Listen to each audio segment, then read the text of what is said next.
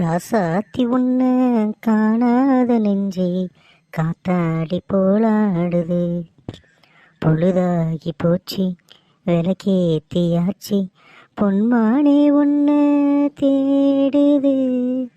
நம்மளை இப்படி புலம்பு விட்டுட்டாலே நம்ம யார்கிட்ட பாவப்படும்? லவ் பண்ணது குத்தமா?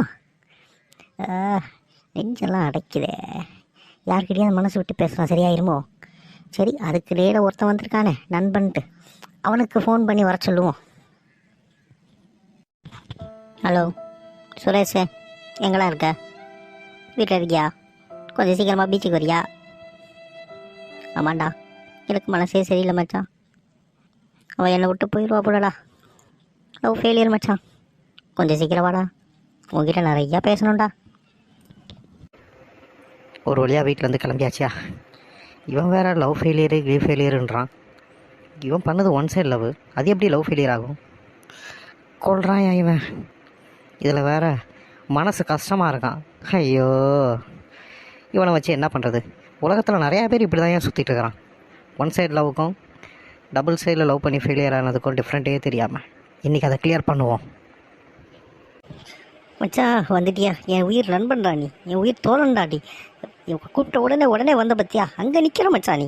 என்னால் முடியல மச்சான், இதை விட்டு போயிட்டா மச்சாவ. இந்த கழுகழுகியாக வருதுடா, என்னென்னமோ பண்ணணும்னு தோணுதுடா. அதாண்டா உன்னை கூப்பிட்டேன், ஏதாவது ஒரு ஐடியா சொல்கிறா. முடியலடா.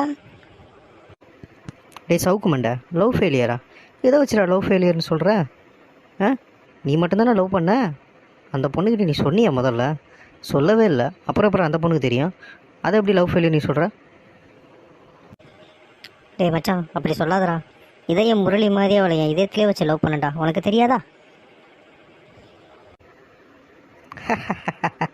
டேய், அப்போ இதயம் முரளிமா தான் உனக்கு கிளைமேக்ஸ்ன்னு நினைக்கிறேன். இப்போ பார், லவ்னா முதல்ல நீ அந்த பொண்ணுக்கிட்ட சொல்லணும், இல்லை அந்த பொண்ணுக்கு லவ் வந்தால் அந்த பொண்ணு உங்ககிட்ட சொல்லணும்.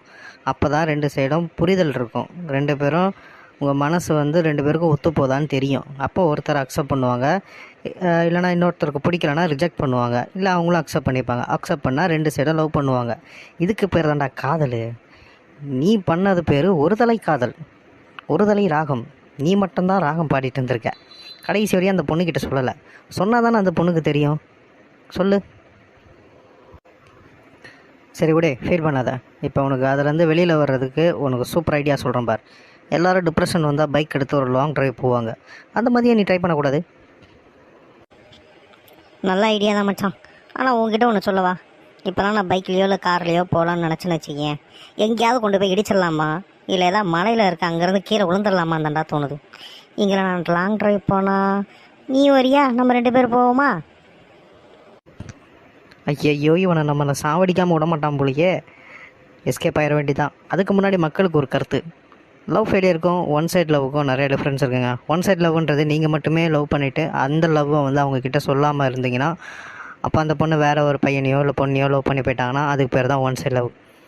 லவ் ஃபெயிலியர்ன்றது 2 பேருமே லவ் பண்ணி ஏதோ ஒரு காரணத்துக்காக பிரிஞ்சாங்கனால தான் அதுதான் லவ் ஃபெயிலியர். இதை முதல்ல புரிஞ்சுக்கிங்களாடி. நான் வரேன்டா இவங்கிட்ட எஸ்கேப் ஆகணும் முதல்ல. பாய். உங்களை நெக்ஸ்ட் சூப்பரான வீடியோ மீட் பண்ணுறேன் கைஸ். பாய்.